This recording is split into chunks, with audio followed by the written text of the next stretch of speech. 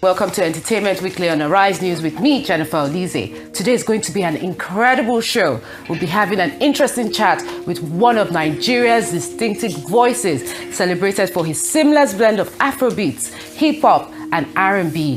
Now, YCEE first captured the national attention with his smash hits like Juice, Jagaban, Alhaji and many others, establishing himself as one of Nigeria's defining artists in modern urban sound.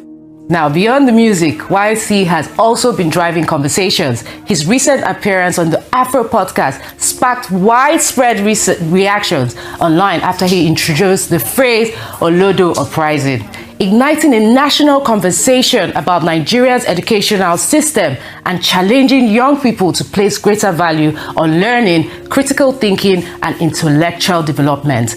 Plus, he didn't stop there. He also discussed a lot about mental health. Let's check out this clip. This Olodo Uprising that we even have right now. Olodo Uprising? Yeah, bro.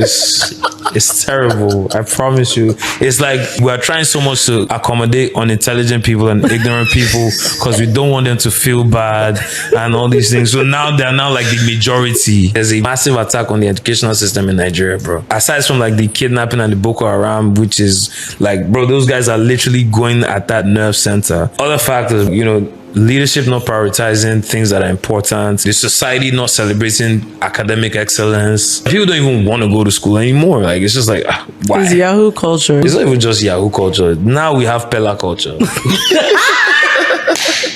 So if we keep rewarding all these guys, like, people see that, you just have to just do dumb, crazy shit. Go online, maybe do some obscene whatever, and you get clicks, you get numbers, like that's what moves the needle in Nigeria. Then what are you telling the rest of the impressionable young people out there? No shade to Pella, I have nothing against dude personally, like, bro, get your coins by any means, but at the end of the day, that thing is only going to be sustainable for a period of time. Okay, interesting. Now, YCEE is an artist who continues to shape both music and culture. Ladies and gentlemen, please welcome YCEE. Hello, YCEE. Hi, lovely to meet you in person and have you here at the Arise Studio. Yeah, brilliant conversation over there. I mean, you were trending for so long. Still trending, of course. I guess. Yeah. Okay, right. Before we dive right into the Olodo Uprising conversation, let's try to get to know you more. First of all, everybody knows you as YCEE. Like, what's actually your full name? So my full name is Alhaji Martin Oludemilade. I am from Lagos. I was born in Lagos, Nigeria. My dad is Lagosian, my mom is from Delta. So that's as far as that goes. Nice. Let's talk music. So you were out of the scene for so long. Yes, I was. We did not hear from you. One of my best tracks, by the way, is Too Much Juice, Too Much Sauce. I mean, that was like my jam. I used to dance to it when I'm dressing up. So like your new sound now, you have new music coming out. Yeah. Can you just tell us that gap and talk about the new music that you have coming up? So it's already out. I released my second album on the 12th of June this year, Out of Sight, Out of Mind, Volume 1. And in a nutshell, the music that shapes the album is mostly split into two. There's the side A, side B. I went with the side A, side B approach because initially the plan for the project was it was supposed to be two separate EPs that were going to drop on the same day simultaneously. But I factored in like a lot of factors that would have made the rollout a very tedious one. So I think at the time I wasn't even ready to take on that, journey financially. So I had to merge it into one project, and that's how it became Out of Sight, Out of Mind as one body of work. So, there's the Out of Sight side to it that leans into the rapping side of my ability, and then there's the Out of Mind side into it that leads into more of like my Afrobeat, R&B, trap soul-ish influences. Very nice, very nice. When the Out of Sight, Out of Mind, I felt like it was like you were not around for so long. I mean, so it also leans into like, the hiatus, because I mean, being away for like 4 years, not releasing any new music, as much as there were a couple of releases that were like features, like my own dedicated release, it was a thing that, it's not really heard of in the industry. A lot of people speak against it. They always paint this picture that especially as a young musician, you shouldn't take breaks.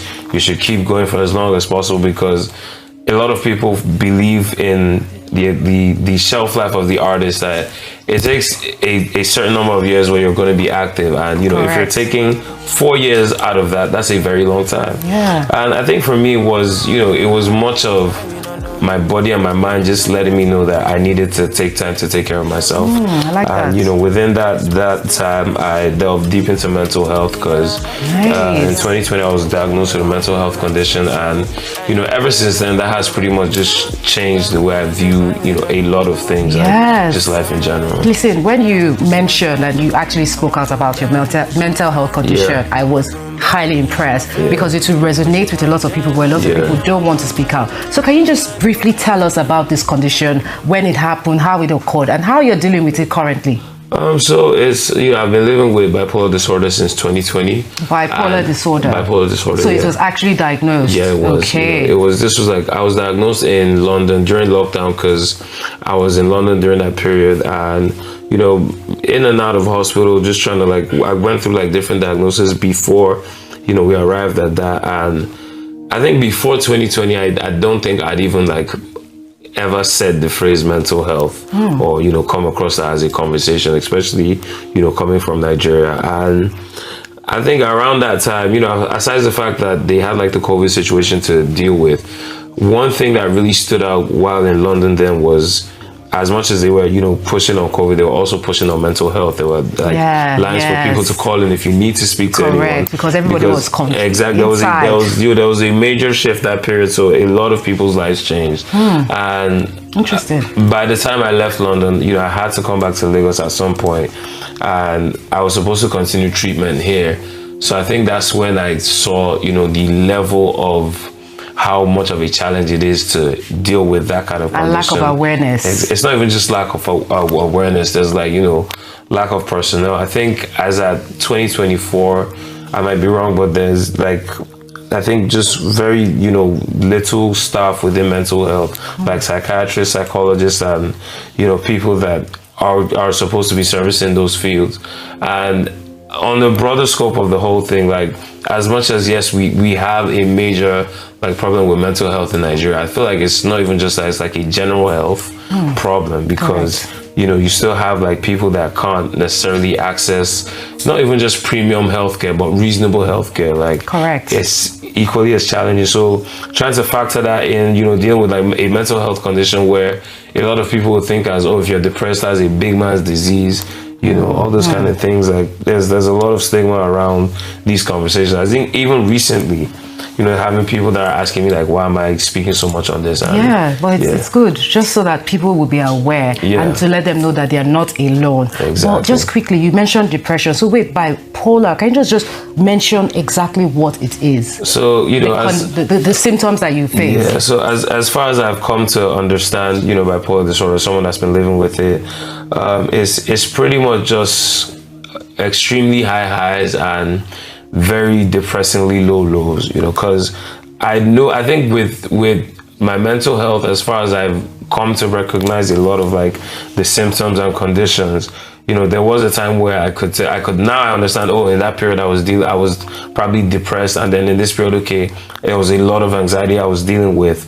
But I think with bipolar disorder, because of, you know, how it is, where there's sometimes where you know, you're really, really feeling good, you know, very active, you just want to keep going, and then you start operating in a plane where you're getting like very little sleep, and with that lack of sleep, that's I think for me that was one of like the things that it triggers like the episodes I used to have. And you know, when those things happen, I think things that on a normal day that I would easily just like overlook just used to irritate me like a lot more. So I was, you know, lashing out. It was a very, very like tough period for me. I think not just because of the strain that it was taking on my mental. And I think one thing about mental health conditions that people that have lived with it or are living with it will tell you is like, it's so heavy that something that is bothering your mind can literally reflect on your body 100%. Physically. You know, so it was a very, very tough period, and I think the toughest bit of it was how it was affecting my relationships, you know, my friendships, and like I'm grateful to, you know, the people that are still in my life, you know, through that period and still here.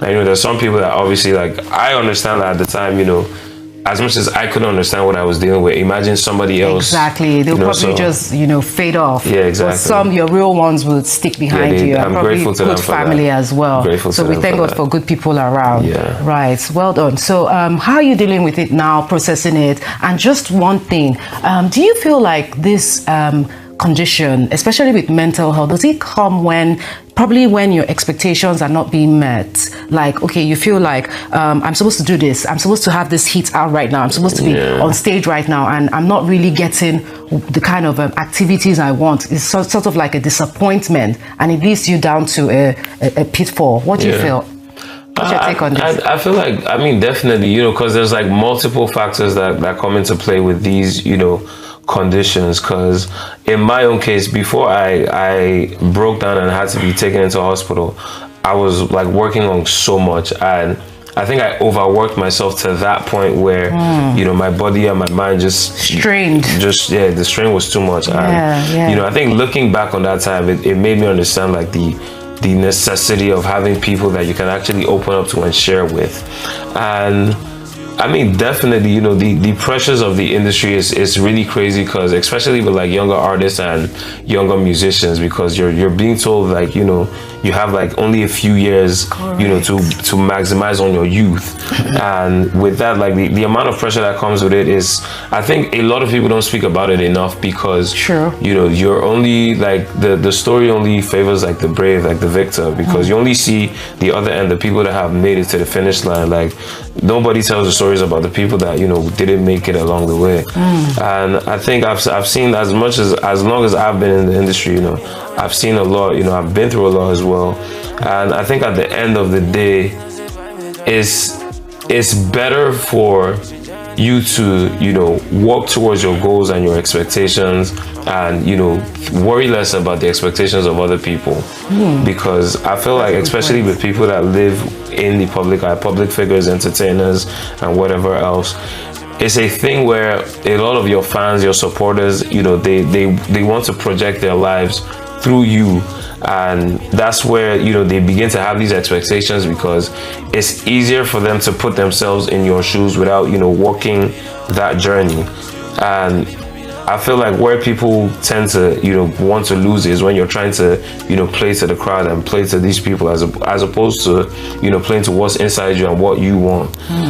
So yeah, I've definitely been, on that end of the stake. And, very interesting. I'm happy you shared this with us. Thank you, YC. So let's just dive the conversation into the Olodo Uprising that sparked the nation. How long did that take? That's an 18 yeah, minutes. I'm running out of time. So I told you the time goes so fast. Okay, so time goes fast when you're having fun as well. And this conversation is so much fun. So listen, you're educating us, and you brought out a word that broke the internet literally, right? Correct. So wait, that word, were you thinking about it all this while, or you just said it? It's that phrase. So as chronically as online as I can be, I come across like a lot of like catchphrases and stuff, and I like to always keep my ear to the ground when it comes to like pop culture and just like what people are talking about. Okay. And I think I first encountered like the phrase Olodo Uprising like sometime last year on Twitter. Okay.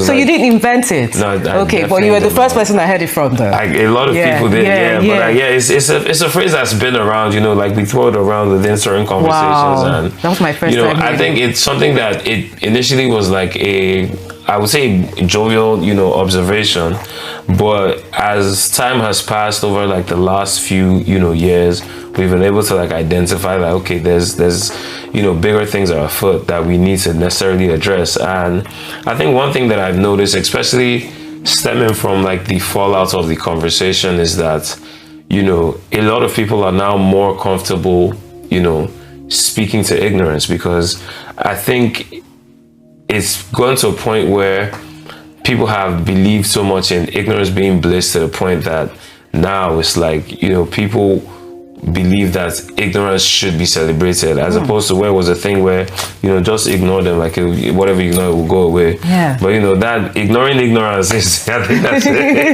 that's even that's a nice one too. Yeah, so it's just gone to that level where it's like, mediocrity is just being championed across the board, like not even just within, the entertainment spaces. Like, if you look across, different layers of life in Nigeria. Like, people are just okay with this conversation of as long as it makes money, and I really can't stand what the pursuit of, money is doing to the fabric of Nigerian society. Because, like, don't get me wrong, I love money. I love money a lot, but you need money to function. Yeah, but at the end of the day, I think one of the guiding principles that I've always lived by is there's always going to be more than one way to make money. So it's like, I don't think there's any bag that would be worth my integrity and dignity. Like, I've walked away from so much, during the course of my career, and I think with everything that I turned down, that I thought, or a lot of people thought that I was making a bad decision, I think further down the line, there's always going to be money to be made as long as you just stay true to your disciplines and what it is that you want to do. So I feel like a lot of people just take that, it's an easier cop out in the conversation to just be like, it's okay to be dumb as long as being dumb is making you money. Guaranteed, like, that's a different conversation. That's when it's a character you put on. But when your whole person, or when your whole personality, your whole outlook of life just screams, like a disagreement with trying to evolve and trying to just better society at large, like, it gets to a point where it goes beyond just personal gain. And especially with having, for me right now, is that having intellectual conversations with people, you hardly have it. So when I was like, even I expected you to come, I was like, oh, I'm sure there's going to be a brilliant conversation. You hardly have brilliant conversations nowadays. Well, let's dive right into that Olodo Uprising, right? Listen, do you feel that the educational system in Nigeria has something to play with it? Because obviously, like, places like the United Kingdom, where they have free education to probably like secondary education, right? Secondary school.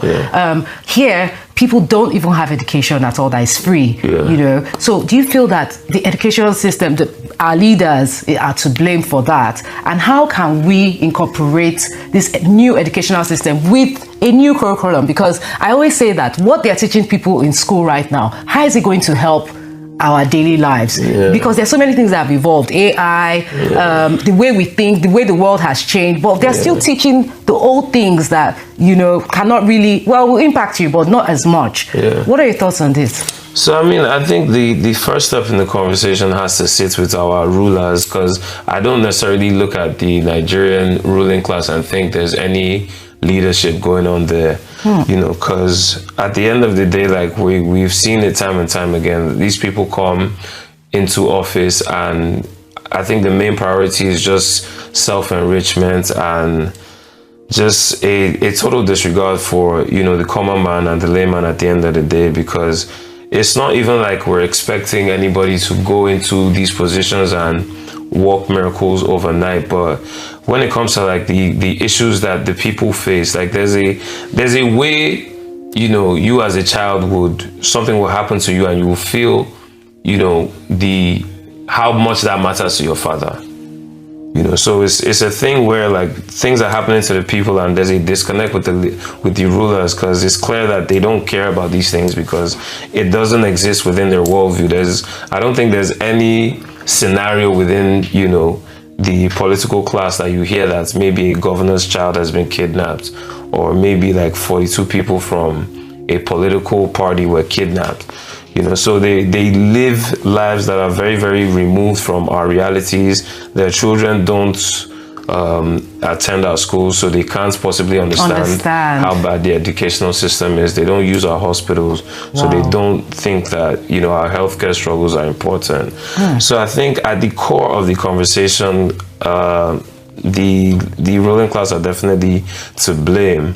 And I think to touch on a bit of the conversation where you're talking about, how there has been so much advancement in learning, and within the current climate in the Nigerian educational system, people are still learning like the older curriculums. And like I said, it just speaks to, how involved the Ministry of Education is with education in the country. And we see conversations around the cutoff marks of certain exams being reduced, the cost to register for certain exams also being increased. So I think it's becoming a thing where it's going to get to a point where education is going to be looked at as luxury, and in a population where a larger percentage of that population are not able to afford that luxury, then we're doomed. So we're completely running out of time, but Yeah. just one last thing. What are your thoughts? The leaders are watching right now. I feel like sometimes we actually need to put in a few word or two, not just criticize them all the time. What are your ideas on the mental health, on the educational system, so that we can avoid this Olodo Uprising, so it doesn't uprise, Yeah, let's put it like that. I think a good way to start is, for like, you look within certain industries, and I guess you can only be an active like member of that industry, whether it's working in a bank or working within a company. Like there's a retirement age, but you look in politics, especially across the African continent, and you have leaders that are well beyond any functioning age to occupy any position in any industry, leading countries, occupying like roles that require sharp minds. You have old senile men that honestly are far removed from reality. So what vision do you think these people have for the youth? And I always try to speak to as much younger people or young people as I can. We need more involvement within the things that are important to us, because at the end of the day, these old men are just going to run the country down and have the luxury of dying somewhere else away from the chaos that they've caused. So it's come to a point where we very much have to be involved within these conversations. Like, as much as you don't want to come out and run for a political position, but your voice is equally as important. You need to put it to your leaders and your representatives to pursue your best interests. And I think it's until a point where they understand how serious we're taking our lives, because a lot of people look at the wrong things that happen in the country and you just think, it's just money being stolen, it's just funds being diverted. But when you begin to look at it, that you're literally one bad road away from a fatal accident. You're one health condition away from your life literally just ending in this country. So it's literally a matter of life and death. It's true. Yeah. On that note, thank you so much, YCEE. Thank you for this enlightening conversation. My pleasure. Thank you for the viewers for watching. I hope you enjoyed the show.